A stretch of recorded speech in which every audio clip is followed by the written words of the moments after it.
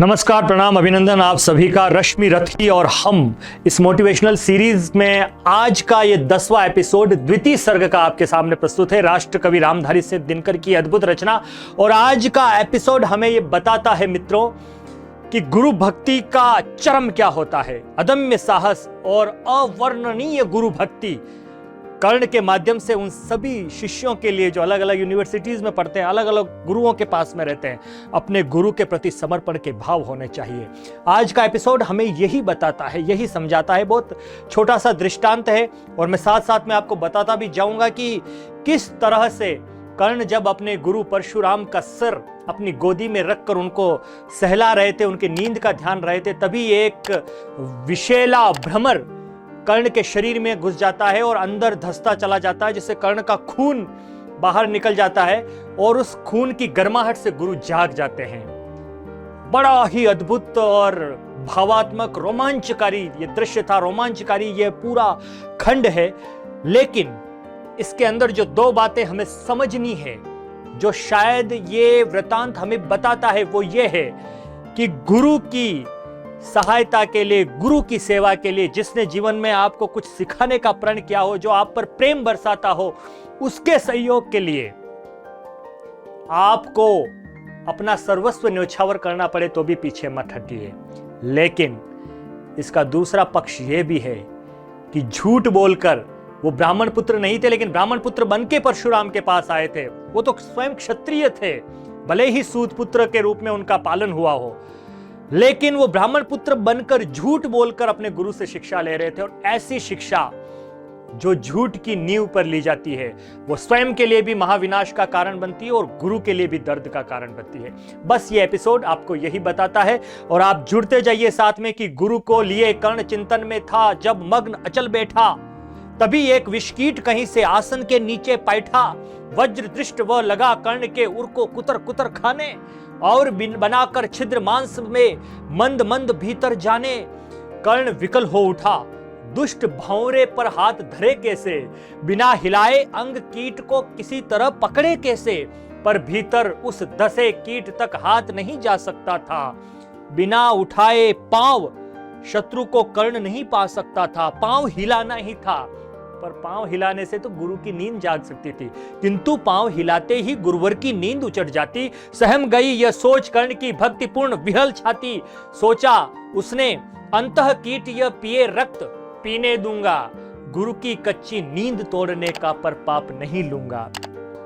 आज जब गुरुओं के सामने बदतमीजी से स्टूडेंट बात करने लग जाते हैं, कई दृश्य हम देखते हैं कि किस तरह से अपमानजनक भाषा का प्रयोग विद्यार्थी अपने शिक्षकों के प्रति करते हैं। उस कर्ण को देखिए जो रक्त रंजित हो गया, खून में सन गया, लेकिन अपनी गुरु की नींद ना उचट जाए ये चिंता उसे खाए जा रही थी। यह समर्पण भाव ही हम एक शिष्य के उज्जवल भविष्य की सबसे पहली निशानी होती है। हमेशा ये बात ध्यान रखेगा। बैठा रहा अचल आसन से कर्ण बहुत मन को मारे, आखिर दर्द तो हो रहा था। बैठा रहा अचल आसन से कर्ण बहुत मन को मारे, आह निकाले बिना शिला सा सहनशीलता को धारे, किंतु लहू की गर्म धार जो सहसा आन लगी तन में।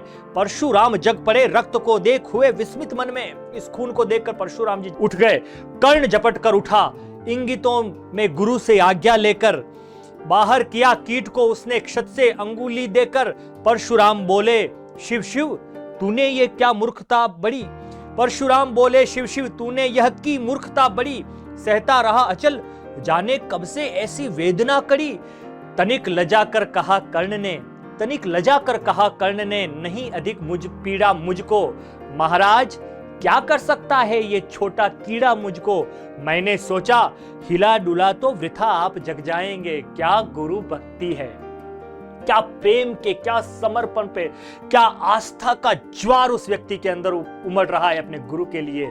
मैंने सोचा हिला डुला तो वृथा आप जग जाएंगे। मैंने सोचा हिला डुला तो वृथा आप जग जाएंगे। क्षण भर को विश्राम मिला तो नाहक उसे गंवाएंगे। क्षण भर को विश्राम मिला तो नाहक उसे गंवाएंगे। निश्चल बैठा रहा सोच यह कीट स्वयं उड़ जाएगा। छोटा सा यह जीव मुझे कितनी पीड़ा पहुंचाएगा। पर यह तो भीतर दस्ता ही गया, मुझे हैरान किया। लज्जित हूं इसलिए कि सब कुछ स्वयं आपने देख लिया। परशुराम गंभीर हो गए, सोच न जाने क्या मन में। परशुराम ने देखा कि एक ब्राह्मण और इतना दर्द सहन कर ले। परशुराम गंभीर हो गए, सोचा न जाने क्या मन में, फिर सहसा क्रोधाग्नि भयानक भभक उठी उनके तन में। दांत पीस आंखें तरेर बोले, कौन छली है तू? ब्राह्मण है या किसी अभिजन का पुत्र बलि है तू? ब्राह्मण है या किसी अभिजन का पुत्र बलि है तू? सहनशीलता को अपनाकर ब्राह्मण कभी न जीता है। उन्होंने कहा, इतना सहनशील? नहीं नहीं नहीं नहीं, तू नहीं हो सकता, तू विप्र नहीं है। इतनी कष्ट को इतना जल्दी इतना सहन कर ले, इतनी सहनशीलता तेरे में आई कहां से? संदेह पैदा हुआ गुरु के मन में। और जब भी गुरु के मन में संदेह पैदा होने लगे, आपके बॉस के मन में संदेह पैदा होने लगे, आपको सिखाने वाले व्यक्ति के मन में संदेह पैदा होने लगे, आप समझ लीजिएगा कि अब आपकी शिक्षा बहुत अधिक काम की नहीं रही। सहनशीलता को अपनाकर ब्राह्मण कभी न जीता है, किसी लक्ष्य के लिए नहीं अपमान हलाहल पीता है। सह सकता जो कठिन वेदता, पी सकता अपमान वही। बुद्धि चलाती जिसे तेज कर सकता बलिदान वही। बुद्धि चलाती जिसे तेज का कर सकता बलिदान वही। तेज पुंज ब्राह्मण तिल तिल कर जले नहीं ये हो सकता।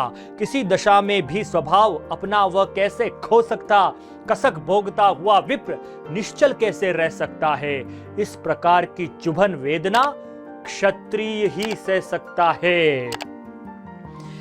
गुरु को जैसे ही पता चलता है, हम कई बार समझते हैं कि हम चीटिंग कर लेंगे, हमारा किया हुआ कर्म गुरु को पता नहीं पड़ेगा, लेकिन छोटी सी परिस्थिति के अंदर अगर कुछ भी इशारा मिलता है तो गुरु उसे जान ही जाता है।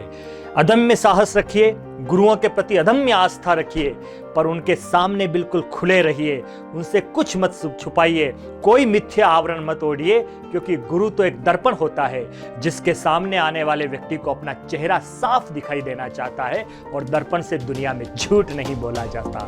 आप सभी का बहुत बहुत धन्यवाद। प्रणाम।